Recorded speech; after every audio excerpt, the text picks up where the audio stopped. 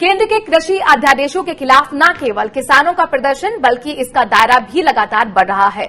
200 से ज्यादा किसान संगठनों वाली अखिल भारतीय किसान संघर्ष समन्वय समिति यानी कि AIKSCC के बाद अब देश भर में 160 से ज्यादा किसान संगठनों वाला राष्ट्रीय किसान महासंघ भी आंदोलन में उतर गया है। महासंघ ने 10 अगस्त से अन्नदाता जागरण अभियान शुरू किया है। इस अभियान के जरिए संगठन अध्यादेशों से होने वाले नुकसान को लेकर किसानों को जागरूक करेंगे। संगठन ने यह भी फैसला किया है कि कोरोना महामारी की स्थिति सुधरने के बाद दिल्ली में तीनों अध्यादेशों के खिलाफ बड़ी जनसभा की जाएगी। दूसरे किसान संगठनों की तरफ से किसान महासंघ का भी कहना यही है कि केंद्र के अध्यादेश किसानों की स्थिति कमजोर करने वाले हैं।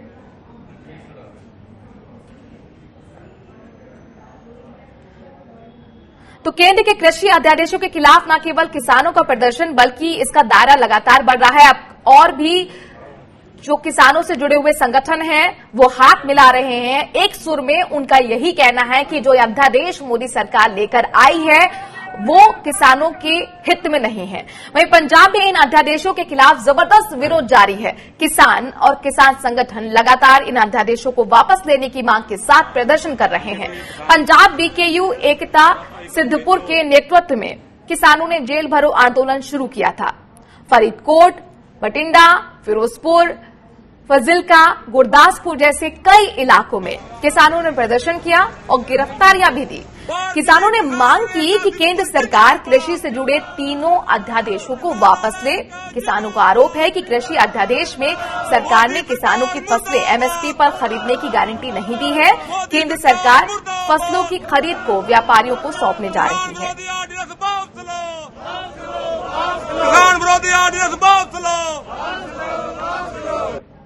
तो पंजाब में किसानों का जेल भरो आंदोलन शुरू हो चुका है। आप देख सकते हैं कितनी बड़ी तादाद में किसान इकट्ठा हुए हैं और कोरोना काल के बीच ये गुस्सा सड़क पर उतर कर किसान दिखा रहे हैं। खासतौर पर 3 अध्यादेश जो हाल ही में मोदी सरकार कोरोना के पीरियड के दौरान लेकर आई है, उन्हीं अध्यादेशों को लेकर नाराजगी किसानों के बीच में है और उनका कहना है कि पीछे के दरवाजे से इन अध्यादेशों की एंट्री, इस तरह के कानून बनाए जा रहे हैं जो फ्रंट गेट से मोदी सरकार नहीं ला सकती थी। उनका कहना है कि कॉर्पोरेट की एंट्री इन अध्यादेश की वजह से होगी और मंडियों में भी प्राइवेटाइजेशन होगा। इससे हमारे जो हित हैं उनको बड़ा नुकसान होगा। इससे पहले आपने देखा था 2 दिन पहले भी इसी तरह का बड़ा आंदोलन हुआ था।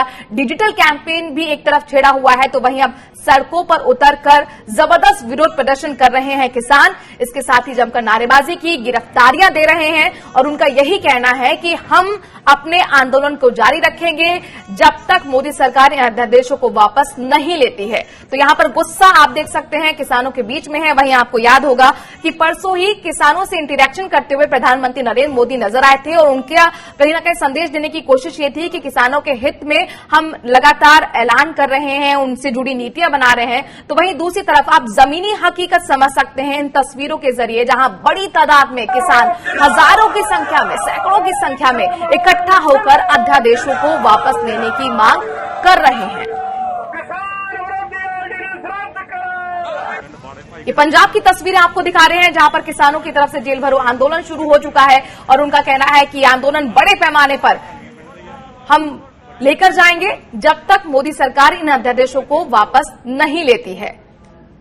1 लाख करोड़ के फंड का ऐलान प्रधानमंत्री नरेंद्र मोदी ने हाल ही में किया था और इसके साथ ही प्रधान किसान सम्मान निधि जो योजना है मोदी सरकार की महत्वाकांक्षी योजना, उसकी दूसरी किस्त भी जारी की थी। लेकिन इन सबके बीच में उसके बावजूद भी किसानों का ये कहना है कि कोरोना के टाइम पर महामारी जिस तरह से फैली है, लॉकडाउन जिस तरह से हुआ है, उससे नुकसान इतना ज्यादा है कि इन तरह के ऐलानों से उनकी भरपाई नहीं होने वाली है। सबसे जरूरी ये है कि जो अध्यादेश सरकार लेकर आई है वो वापस ले।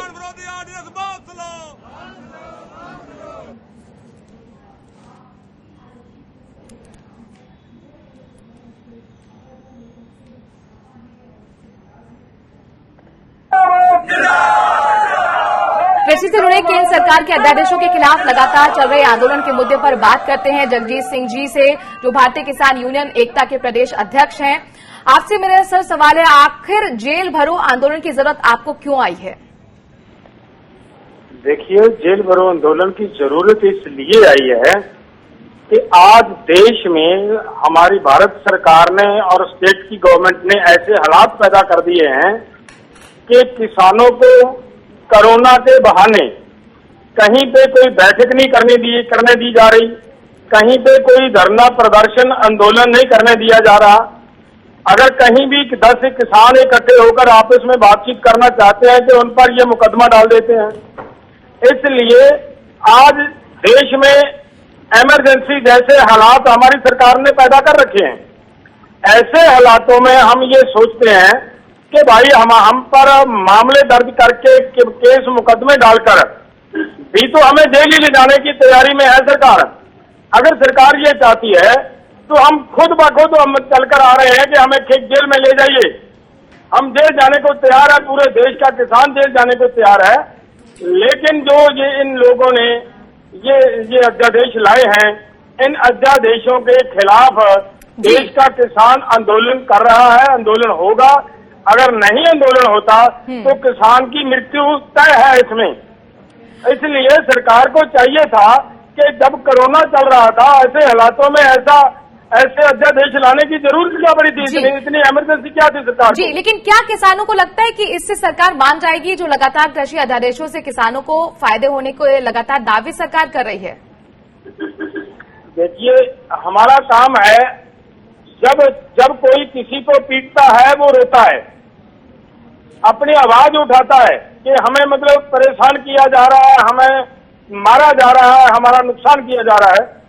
उस रास्ते पे चलते हुए हम अपनी आवाज सरकार तक, हम एजेंसियों के पास, हम बाहरले देशों के पास हम अपनी आवाज ले जाना चाहते हैं जी, ताकि कहीं ना कहीं किसानों की आवाज की सुनवाई हो।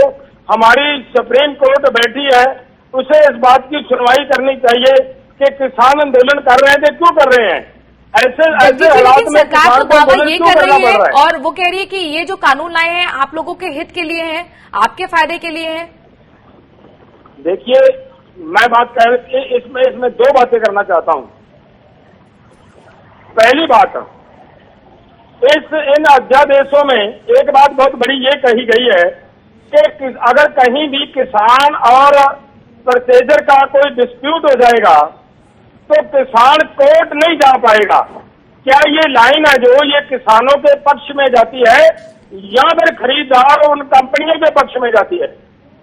बड़ी स्पष्ट और बड़ी क्लियर है। दूसरी बात जी, देखिए, अगर आज से पहले हमारे पंजाब में जो हालात थे जी, अगर किसान के साथ कहीं कोई चीटिंग हो जाती थी तो जो मार्केट कमेटी का रिकॉर्ड था उसमें जो दर्ज होता था किसान का फसल जी, उसका जो सर्टिफिकेट मिलता था जी कि हमारी फसल इस आड़तीये के थ्रू इस एजेंसी को बिकी है, इस आदमी ने खरीदी है, इस भाव पे खरीदी है, इतनी खरीदी है, वो सर्टिफिकेट सफिशिएंट था। कोर्ट में हम चले जाते थे तो किसानों को अपना अधिकार मिल जाता था। अपने आपको कहना है कि अभी रास्ता बंद कर दिया है इन अध्यादेशों के जरिए, कुल मिलाकर दोनों में हित में नहीं है। जी, मेरे पास वक्त की कमी है। जगजीत जी, शुक्रिया हमसे जुड़ने के लिए, अपनी बात रखने के लिए।